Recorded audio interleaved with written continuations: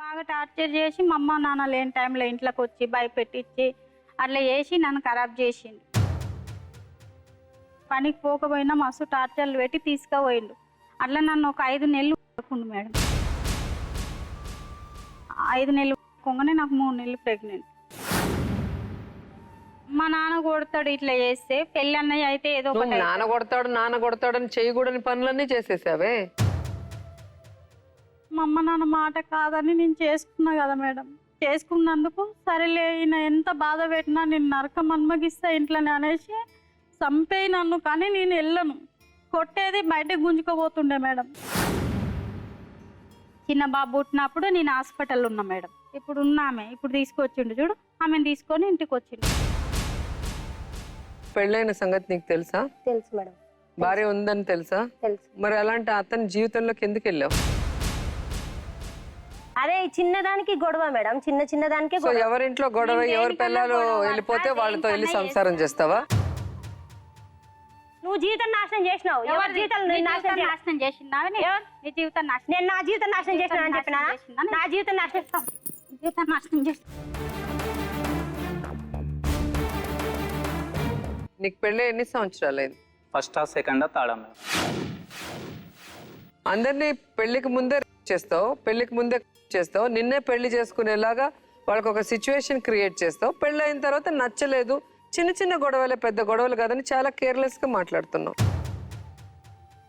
మరి 2 నెలల నుంచి నడుస్తుంది. నువ్వు ఇట్లా పోయినావు 14 తీసుకొచ్చు పోగానే దొరుకుతాయా నీకు? కానీ ఈ రోజు ఆవిడ కేసు వేస్తుంది. వేసింది, వేసుకొని ఆమెకి ఎంత ఉందో తనకంతే ఉంది. ఇప్పుడు ఎట్లుంటుంది? ఇట్లా నన్ను ఏం కాదు. ఏంటి ఎవరితో మాట్లాడుతున్నావు అనుకుంటున్నావు? Anchors dress courtesy by master weaver ethnics India private limited. నేను మగవాడిని నేను అడిగినా ఆయన నాకు డైవర్స్ పేపర్ తెచ్చి నీకు చూపించినా కదా. నువ్వు చూపించినావా నాకు? ఎందుకు తెలియదు, నీకు చెప్పినా కదా ఆల్రెడీ. మొత్తం మ్యాటర్ తెలిసిన తర్వాతనే సరే అయిపోయింది. మరి ఇదేంది? నువ్వు ఇంట్లో నుంచి వెళ్ళిపోయినావు, నీకు తెలుసు. ఇంట్లో నుంచి వెళ్ళిపోయిన కట్టు బట్టలతో నా సంసారం, నా మొగుడు దీనికి కావాలి. ఒకసారి నీ మీద తీరిపోయాక ఆయన మాట్లాడేది చూసావు కదా, వేరే వాడి తాళి ఉండగా నాతో పట్టుకున్నావు, నీలాగే ఆవిడ వచ్చి పట్టుకుంది, ఏముంది తేడా అంటున్నాడు. సిమ్ములు మార్చేసుకొని తిరిగిండు, నా పక్కకే ఉన్నాడు మేడం. మళ్ళా చిల్కా నగర్ లోనే ఉండి ఇంత డ్రామా ఆడిండు. 6 ఏళ్ల నుంచి నా పక్కకుండే ఇంత డ్రామా ఆడిండు. నైట్ నేను 4 నిమిషాలు లేట్కి వెళ్ళిన ఇంటికి. ఏ దగ్గర ఉన్నావు దాని దగ్గరే ఉండు, నా దగ్గర దాని దగ్గరే పోయి ఉన్నావు. సో ఆవిడే నీ మీద పడి నీ మీద పడింది. మేడం చెప్పండి, 10 మంది చేసేటప్పుడు వాళ్ళకి లేనిది తను నాతో క్లోజ్గా ఉండేది. ఉన్నప్పుడు ప్రతి ఒక్క మగవానికి ఉన్నది నా మైండ్లో కూడా ఉంది. సరే ఉన్నా మీరు అన్నట్టు చేసి ప్రెగ్నెంట్ అయింది. నేను మోసం చేసేవాడిని అయితే ఇన్ని సంవత్సరాలు ఎందుకు, 2 పిల్లలు ఎందుకు, తనని ఎందుకు? మరి ఇప్పుడు మోసం చేసినావు. ఇప్పుడు ఎందుకు ఎందుకు చేసిన అది నీకు, నీ గుండెలలో నువ్వు తీసుకో, నన్ను అడగక. అది ఆయన ఎందుకు వెళ్ళిపోయావు నీకే తెలుసు, నీకు ఇక్కడ తెలుసు అంటున్నాడు. ఏం చేసావు? ఒకటే చెప్తున్నా, తనతోటి ఉండాలంటే తను మా దగ్గరకు వచ్చి ఉండాలి. ఎవరు? ఆవిడ దగ్గరకు వచ్చి ఉండాలా? ఇద్దరు ఉండాలి మేడం. ఎంత ధైర్యం నీకు మా ముందర కూర్చొని ఇద్దరు ఉండాలని అడుగుతున్నావు? ఏ ధైర్యం నీకు? ఉండాలి సార్. చట్టంలో ఒక పెళ్ళామే ఉండాలి, ఇంకొకరు ఉండకూడదు అన్నారంటే ఇద్దరు కావాలంటున్నావు. ఏం నీకు? లేదా వింటున్నాం కదా అని నీ ఇష్టానికి చెప్తున్నావా? తోలు తీసేస్తాము. Anchors dress courtesy by master weaver ethnics India private limited. అతను నేను కరించాడు, నువ్వు అతనికి లొంగిపోయావు, పెళ్లికి ముందు నువ్వు ప్రెగ్నెంట్ అయ్యావు, ఇవన్నీ పక్కన పెట్టండి. ఒక్క అంశం ఏంటంటే కనుక ఏ కారణం చేత మీ ఇద్దరు విడిపోయారో మాకు అర్థం కావట్లేదు.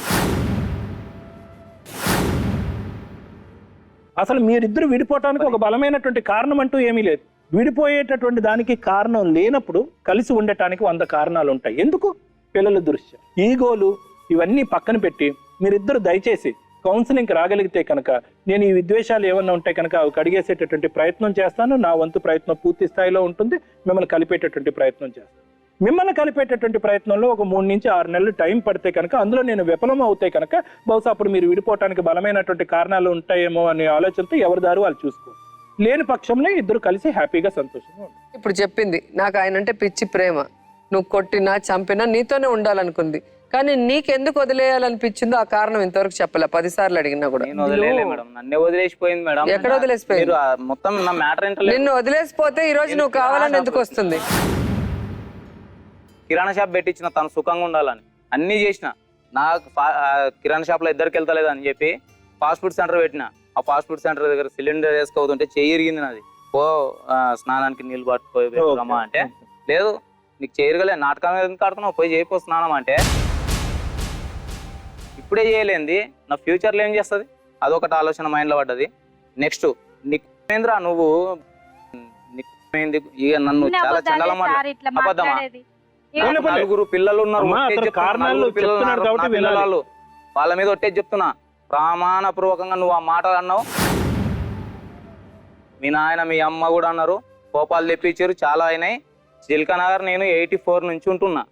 ఆ ఏరియా వదిలిపెట్టి తన ఏడికి పిలిస్తే ఆడికి పోయినా. ఉప్పర్పల్లి నుంచి మళ్ళీ కాటేదాన్ లక్ష్మీగూడకు పిలిచిరు, అక్కడికి వెళ్ళిన. అక్కడ సంవత్సరం ఉండమన్నారు, సంవత్సరం ఉన్నారు. ఆడ కూడా తననే కొట్టనీకి వచ్చిర్రు అక్కడ ఉన్న చుట్టుపక్కల వాళ్ళు. వాళ్ళు చేసే ప్రవర్తనలకు ఎందుకు పక్కన వాళ్ళతో ఎవరితో మంచిగా ఉండదు, గొడవలు పెట్టుకుంటది.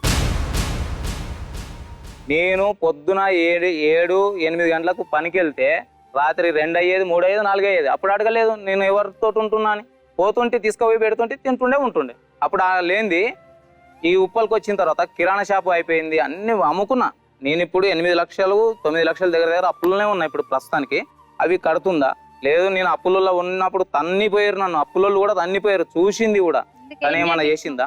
ఏం చెప్పించినావు అప్పులు చేసి? మరి ఏం పెట్టినావు మాకు? చెప్పేది మొత్తం వినాలి, నువ్వు తర్వాత మాట్లాడాలి. తినేది మేడం పెళ్ళైన కాంచి ఏం చేసేది? సన్న బియ్యమే లేదు, రేషన్ దొడ్డు బియ్యం తిన్నాం. కిరాణా నేను షాప్ ఎట్లా బతికినావు, నువ్వు అట్లా బతికినావు. అది 8 లక్షలు అప్పు ఎందుకు అయింది రమేష్? సార్ తన వల్ల అయ్యిందా? సార్ చెప్తా చూడండి, కిరాణా షాప్ నడిపిస్తాం. కిరాణా షాప్ లా మెటీరియల్ తీసుకొచ్చి పెడతాం. ఆ ఐటమ్ అమ్మేది తను, అమౌంట్ అడిగితే నాకేం తెలుసు, నాకు చదవచ్చా అంటారు. 2 సంవత్సరాలు అట్లా బాగానే ఉన్నాం. తర్వాత కర్రెగుంది ఎర్రగుంది అని బాగా రిస్క్ ఇచ్చేది చేసి ఒకసారి తలకాయ కూడా వాళ్ళ కట్టింది. వీళ్ళిద్దరు పోయి దొంగ పెళ్లి చేసుకొని వచ్చారు. ఎవరిద్దరు? మా ఆయన ఇంకొక ఆమె. మొన్న కూడా పోయినా ఊరికి, పోతే నా బ్యాగు నా బట్టలు బయటికి విసిరేసిండు. ఆమె ఫస్ట్ పెళ్లి చేసుకున్నది, పెళ్లి చేసుకొని పిల్లగాని కానీ పిల్లగాని చంపుకొని వచ్చి పెళ్లి చేసుకునేది అమ్మ కానీ. ఇప్పుడు నువ్వు రాజు భార్యగా తిరుపతితో ఉంటున్నావు అంటే నువ్వు చేసేది సంసారమా లేకపోతే ఏంటి? నీలాగా ఎవడింట్లోనో దూరేసి ఎవడి మొగుడున్నా ఒప్పుకోవట్లేదు ఆమె. కాబట్టి నువ్వు తెలుసుకోవాల్సింది నీ క్యారెక్టర్ సరిగ్గా లేదు. నువ్వు అమ్మాయిని ఏంటి ప్రశ్నిస్తావు? నల్లగా ఉన్నోళ్ళని చేసుకోము అంటే నల్లగా ఉన్నోళ్ళంతా ఏం చేయాలి పెళ్లి కాకుండా? నువ్వేమన్నా తెల్లగా ఉన్నావా? మరి నేను ఎత్తిన బొచ్చు లేదని చెప్పి ఆవిడ వదిలేస్తే నా జీవితం చేస్తున్నావు నీ కూతురుతో. నేను నీకేమన్నా రాజు అనే వాడితో ఒకసారి వీడితో ఒకసారి ఏం మాట్లాడుతున్నావు నువ్వు? నువ్వు సంసారాలను మాట్లాడే అర్హత నీకు లేదు. Anchors dress courtesy by master weaver ethnics India private limited.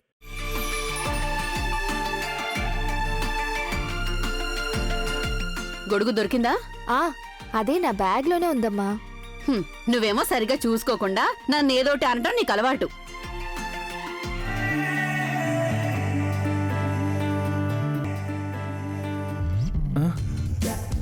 ఓరి నాయనో, వాళ్ళ నాన్నను కూడా తీసుకొస్తుంది.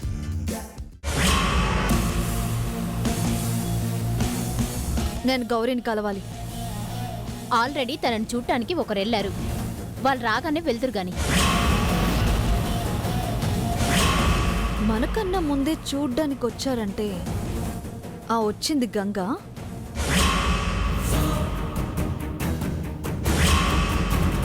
ఎట్టి పరిస్థితుల్లోనూ మనం దాన్ని మిస్ అవ్వకూడదు.